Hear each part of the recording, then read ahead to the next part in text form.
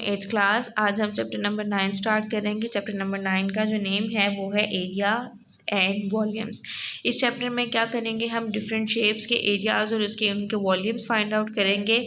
तो एक्सरसाइज 9.1 में जो हम स्टार्ट करेंगे उसमें पहला पाइथागोरस थ्योरम यूज़ करते हुए हम जो है उसका फाइंड आउट करेंगे, उसका एरिया और वॉल्यूम फाइंड आउट करेंगे। अब पाइथागोरस थ्योरम है क्या? पाइथागोरस जो है वो एक मैथमेटिशियन था। उसने क्या किया, उसने पाइथागोरस थ्योरम बनाया और इसलिए उसने अपने नेम के ऊपर इसका नेम रख दिया, इसीलिए उसने उसका नाम ही पाइथागोरस थ्योरम रख दिया। इस थ्योरम के मुताबिक आपके पास क्या होता है, इसमें अगर आप देखें तो हमारे पास ये एक ट्रायंगल शेप है। ये हर जो है शेप के लिए पाइथागोरस थ्योरम जो है अप्लाई नहीं होगा, ये सिर्फ और सिर्फ ट्रायंगल शेप के लिए जो है ये अप्लाई किया जाएगा। वो ट्रायंगल्स जिनके पास राइट एंगल ट्रायंगल क्या होता है, जो 90 डिग्री का एंगल होता है ना, जिसमें जिस तरह से ये 90 डिग्री का एंगल है, इसे हम कहते हैं राइट एंगल ट्रायंगल। इसी तरह से अगर हमारे पास इस तरह से कोई शेप होगी, ये भी हमारे पास क्या है, राइट एंगल ट्रायंगल है, क्योंकि हमारे पास ये 90 डिग्री का एंगल है। अब अगर आप देख रहे होंगे कि मैंने डिफरेंट नेम से, कैपिटल्स नेम से भी ABC से मेंशन किया है और इसको स्मॉल ABC से भी मेंशन किया है। इसको आप किसी भी नेम से मेंशन कर सकते हैं, XYZ से भी कर सकते हैं, LMN से भी कर सकते हैं, PQRS से भी मेंशन कर सकते हैं। मैंने यहाँ पे ABC से किया है क्योंकि उसने जो उसका फॉर्मूला था वो इसी तरह से C² = A² + B² था, तो मैंने उसको उसी के रिलेटिव में जो है उसको सॉल्व किया। ठीक है। अब आपको पता है कि जब भी हम कोई शेप बनाते हैं, चैप्टर नंबर 8 में आप लोगों ने जब एंगल्स बनाए तो उसमें आपने हर पॉइंट को जो है वो डिफरेंट नेम से मेंशन किया। तो इसी तरह से हमने इन पॉइंट्स को भी A, B और C से, कैपिटल A, B और C से मेंशन कर दिया है। अब हमारे पास स्मॉल लेटर्स कहाँ से आए हैं? अब हमारे पास जो ये A पॉइंट है, इसके जो बिल्कुल ऑपोजिट पॉइंट है उसके सामने वाला है लाइन होगी, उसे हम क्या कहेंगे, स्मॉल A कहेंगे। इसी तरह से कैपिटल B के सामने जो बिल्कुल लाइन होगी उसे हम B कहेंगे, स्मॉल B। इसी तरह से हम स्मॉल C, कैपिटल C जो है ये हमारा, इसके ऑपोजिट, जो ऑपोजिट साइड में जो भी लाइन होगी उसे हम क्या कहेंगे, स्मॉल C कहेंगे।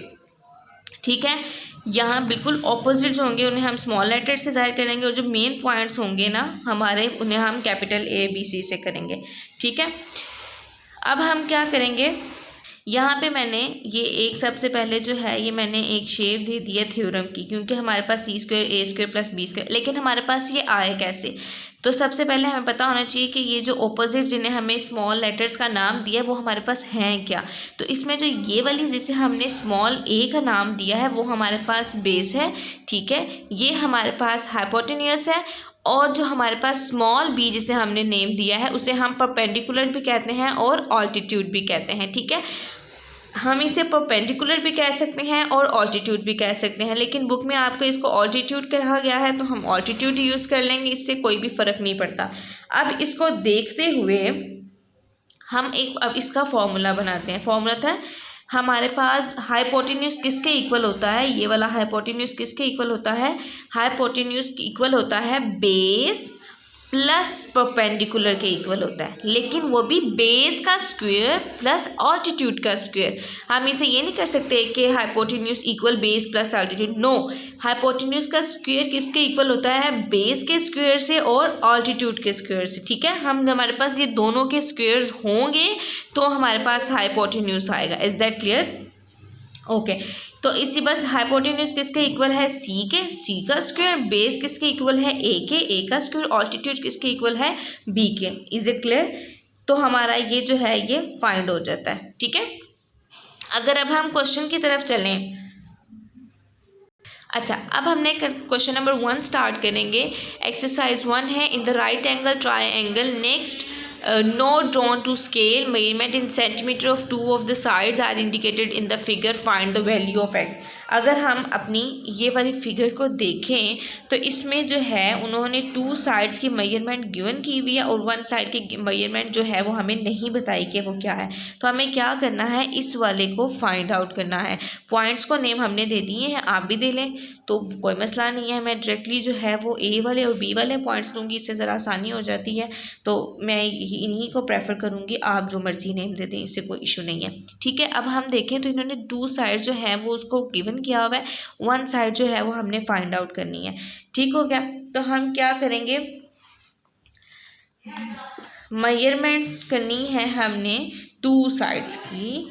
तो क्या करेंगे, नंबर 1 ये पार्ट 1 है, इसमें क्या है a इक्वल्स टू 5 और b से इक्वल है 12 के। ठीक है, और हमें क्या फाइंड आउट करना है, x फाइंड आउट करना है। इट्स मीन हमें हाइपोटेन्यूज फाइंड आउट करना है।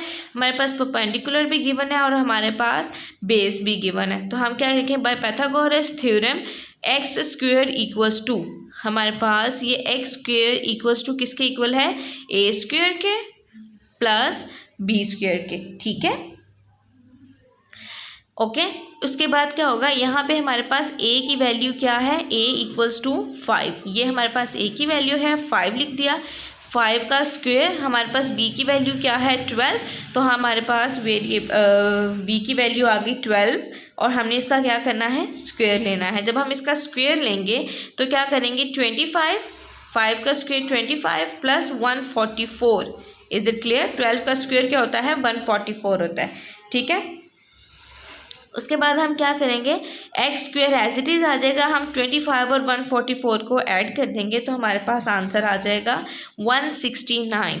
अब हमने क्या करना है, अच्छा जी, यहाँ पे अगर हम एक चीज़ देखें, यहाँ पे हमारे पास एक्स स्क्वेयर इक्वल्स टू 169 आ गया, लेकिन अगर हम क्वेश्चन की तरफ गौर करें तो हमें कहा गया है find the value of x, हमें ओनली एक्स की वैल्यू चाहिए, एक्स स्क्वेयर की वैल्यू नहीं चाहिए। तो हम एक्स स्क्वेयर को ख़त्म करने के लिए क्या करेंगे, हम टेकिंग स्क्वेयर लेंगे। हम यहाँ क्या कर देंगे, taking square root on both sides. अब क्या करेंगे, हमने यहाँ पे स्क्वायर रूट लिया जब, तो ये स्क्वायर रूट से कैंसिल हो जाएगा और 169 का स्क्वायर रूट क्या होता है, 13 होता है। तो हमारे पास x इक्वल्स टू 13 आ जाता है। Is it clear. और मुझे लगता है कि आप लोगों को बहुत अच्छे से समझ आ गई होगी, लेकिन अगर फिर भी कोई डिफ़िकल्टी है तो हम एक और क्वेश्चन कर लेते हैं ताकि इसकी तरह की कन्फ्यूजन है वो दूर हो जाएगी। Is it clear. अच्छा, अब यहाँ पे 6 पार्ट्स गिवन है, 2 पार्ट्स मैं आपको करके दिखाऊंगी और 1 बाकी के जो 4 पार्ट्स हैं वो आप खुद करेंगे। तो इसके लिए क्या है, यहाँ पे फर्स्ट वाला पार्ट मैंने कर दिया है, ये भी राइट एंगल ट्रायंगल है क्योंकि इसके अंदर क्या है 90 डिग्री का एंगल है। ये भी राइट एंगल ट्रायंगल है क्योंकि इसकी ये साइड क्या है, परपेंडिकुलर है। इसी तरह से ये भी राइट एंगल ट्रायंगल है, ये भी राइट एंगल ट्रायंगल है और ये वाला भी राइट एंगल ट्रायंगल ही है। तो हम ये हमारे पास ये सारे राइट एंगल ट्रायंगल मैंने फर्स्ट वाला कर दिया है।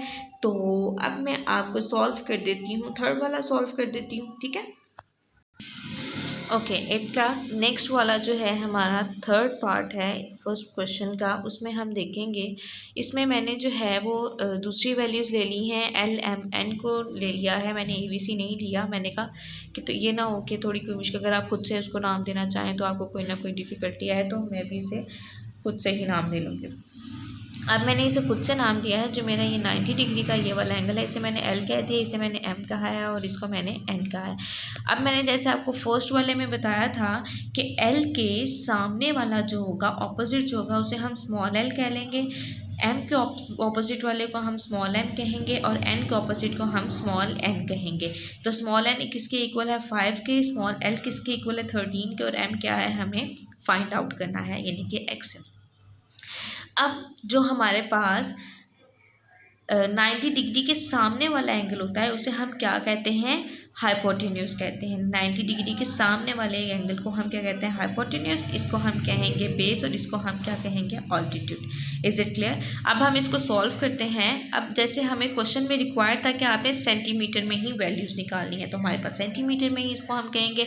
एल किसके इक्वल है 13 सेंटीमीटर, एन किसके इक्वल है 5 सेंटीमीटर, एंड एम क्या है x, यानी कि हमें फाइंड आउट करना है। ओके, यूजिंग पाइथागोरस थ्योरम अभी हमने वैल्यूज़ चेंज की हैं, तो हम क्या है उसका खुद से ही उसको बना लेते हैं। हाइपोटेन्यूज पहले लिख लेते हैं, हाइपोटेन्यूज का स्क्वायर प्लस बेस का इक्वल है बेस के स्क्वायर के प्लस ऑल्टीट्यूड के स्क्वायर के। बेस के स्क्वायर के प्लस ऑल्टीट्यूड के स्क्वायर के। ये ध्यान रखना है कि हाइपोटेन्यूज इक्वल किसके इक्वल होता है, बेस के स्क्वायर के प्लस इसके परपेंडिकुलर या ऑल्टीट्यूड के स्क्वायर के। ओके, हाइपोटेन्यूज हमारे पास क्या है, एल है, और हमारे पास बेस क्या है, एन है, हमारे पास ऑल्टीट्यूड क्या है, एम है। अब हम इसे फाइंड आउट करेंगे तो हमारे पास क्या आ जाएगा, वैल्यूज़ पुट करेंगे, एल स्क्वायर इक्वल है N square plus M square के। पुटिंग वैल्यूज़, एल की वैल्यू क्या है 13 का स्क्वायर, उसके बाद हमारे पास एन की वैल्यू क्या है 5 का स्क्वायर, और एक्स की वैल्यू हमें फाइंड आउट करनी है। 13 का स्क्वायर क्या होता है 169, इट्स मीन 13 का टेबल हम 13 तक जो है वो करेंगे, मल्टीप्लाई 13 को 13 से कर देंगे तो हमारे पास आ जाएगा 169। ओके, 5 का स्क्वायर क्या होता है 5 5 25, एक्स हमने फाइंड आउट करना है। अब हमारे पास हमें पता है कि जब हमें ए एक्स की वैल्यू फाइंड आउट करनी है तो हमें उसे सेपरेट करना होता है, और जो वेरिएबल्स को सेपरेट करना होता है, और जो है न्यूमरल्स को उन्हें हमें एक साइड पे करना होता है। तो हम इन्हें एक साइड पे कर लेंगे और एक्स को जो है उसको हम साइड पे कर लेंगे। अब हमने क्या करना है इधर प्लस 25 जो था वो प्लस हो रहा था, हम इसे इस साइड पे लेके जाएंगे तो वो माइनस हो जाएगा। ऐसा ही होता है ना, जब हम कोई भी वैल्यू एक साइड से दूसरी साइड पे ले रहे हैं, अगर वो प्लस हो रही है तो वो माइनस हो जाएगी, माइनस हो रही है तो प्लस हो जाती है। ठीक है, अब हम यहाँ पे माइनस हो जाएगी तो 169 में से 125 जो है वो सब्ट्रैक्ट करेंगे तो क्या आएगा, 169 में से 25 को सब्ट्रैक्ट करें, 9 - 5 4 6 -2 4 एंड 144 आ जाता है हमारे पास। Okay, 144 equals to x square के। अब हमारे पास एक्स स्क्वायर की वैल्यू है तो हम क्या करेंगे, इसका हमें तो एक्स की वैल्यू चाहिए ना, तो हम क्या करेंगे टेकिंग स्क्वायर रूट ले लेंगे। जब हमने इसका स्क्वायर रूट लिया तो एक्स एक्स से कैंसिल हो गया और हमारे पास यहाँ बच गया 144। 144 क्या है, किसका स्क्वायर रूट होता है, या तो हम इसको हमें पता होना चाहिए कि हमें पता है कि ऑल स्क्वायर रूट्स किसके इक्वल होते हैं। 9 का स्क्वायर रूट 81 के होता है, 10 का स्क्वायर रूट 100 के इक्वल होता है, 11 का 121 होता है, 12 का 12 होता है। 12 का जो स्क्वायर रूट होता है वो 144 के इक्वल होता है, तो 144 के इक्वल है तो हम 12 सेंटीमीटर लेंगे। एक्स हमारे पास क्या आ गया 12 सेंटीमीटर। अगर आपको नहीं पता है कि 144 किसके इक्वल है तो आप जस्ट ये हैं इसका एलसीएम ले लेंगे तो आपके पास उसका आंसर आ जाता है।